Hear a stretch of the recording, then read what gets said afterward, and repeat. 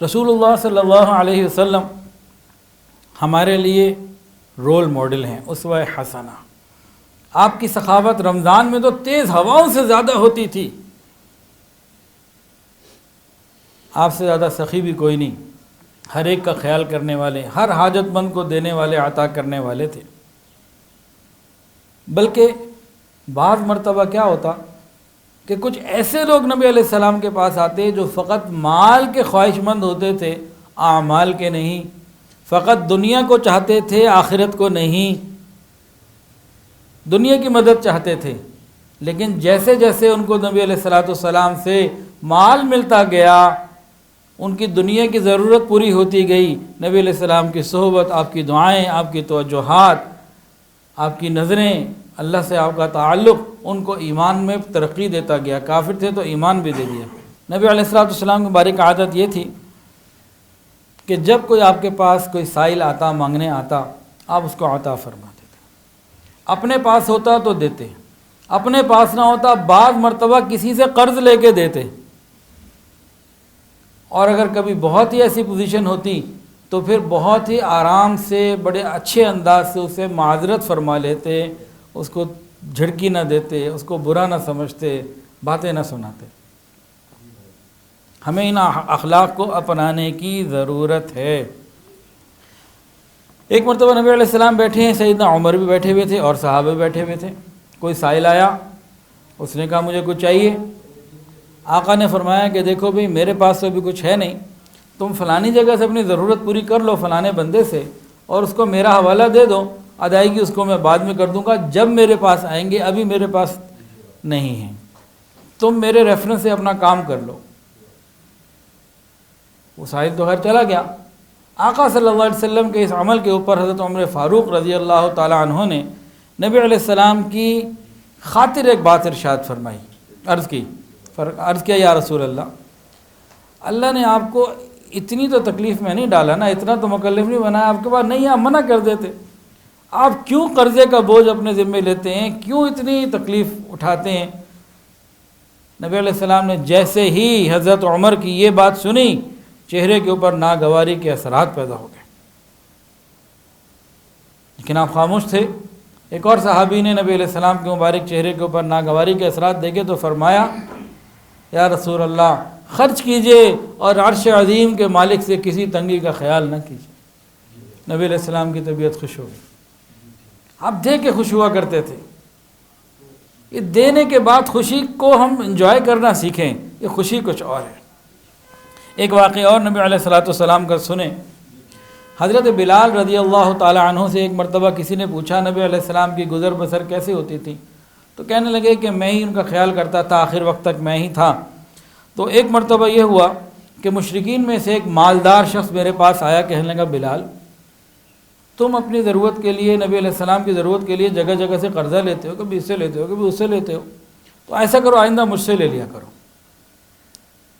آئندہ مجھ سے لے لیا کرو، میں دے دیا کروں گا، جگہ جگہ جانے کی ضرورت نہیں ہوگی۔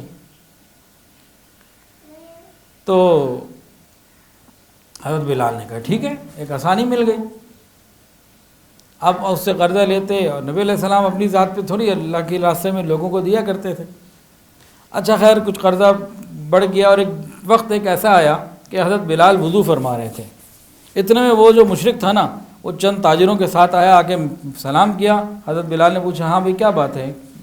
کہنے لگا دیکھو 4 دن باقی رہ گئے ڈیٹ پوری ہونے میں، اگر وقت مقررہ پر مجھے پوری اماؤنٹ واپس نہ ملی تو میں پکڑ کے غلام بنا لوں گا، اور ایسے ہی تم بکریاں چرایا کرو گے جیسے پہلے مکے میں چرایا کرتے تھے۔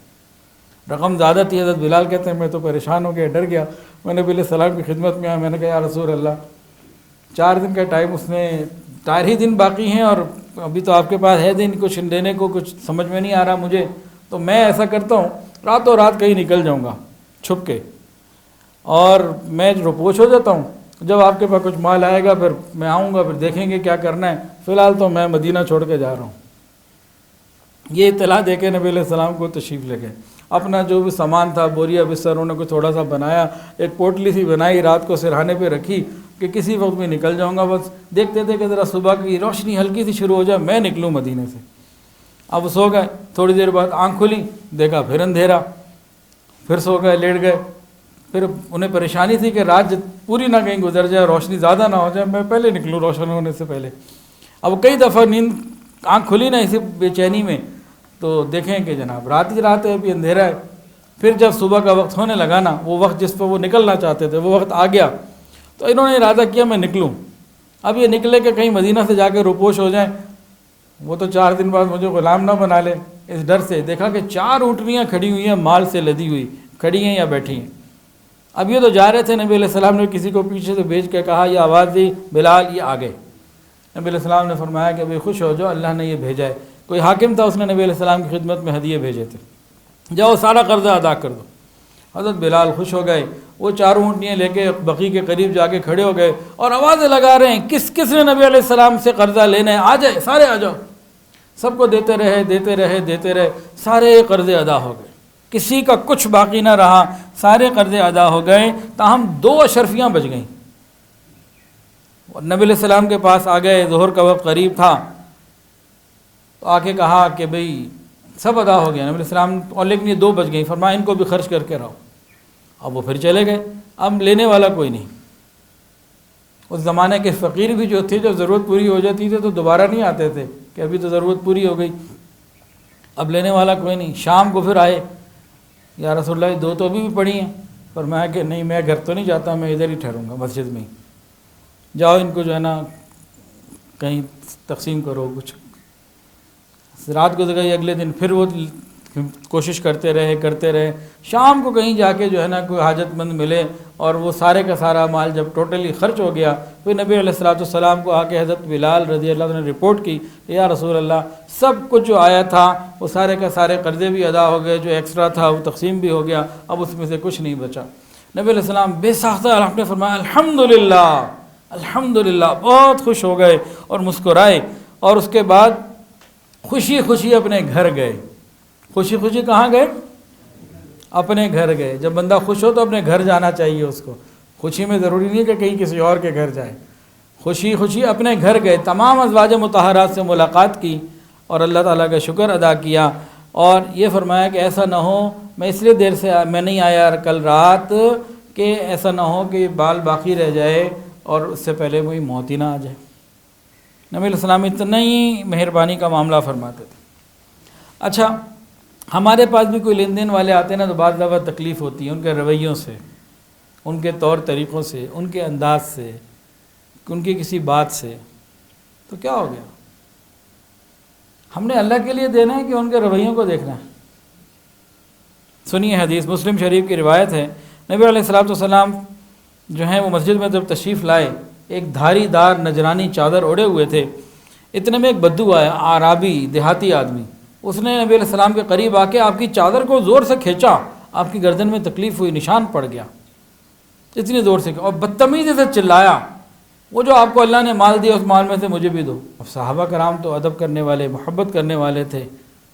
انہوں نے دیکھا تو ان کے تو تیور اور ہو رہے تھے کہ یہ کیا کر رہا ہے اللہ کا بندہ، یہ کیا کر رہا ہے. نبی علیہ السلام نے صحابہ کو مطمئن کیا، فرمایا کہ بھئی اس کی ضرورت کو پورا کرو، اور یہ جو ہمیں تکلیف ہوئی ہے اس کو درگزر کرو، بھلاؤ، اس کا کام پورا کرو، اس کی مدد کرو. تو ہمیں بھی ان معاملات سے سبق حاصل کرنا چاہیے. ویڈیو کے نیچے سبسکرائب کے بٹن پہ کلک کریں، بیل کے آئیکن پہ کلک کیجئے تاکہ ہر نئی ویڈیو کی نوٹیفیکیشن آپ کو مل جائے.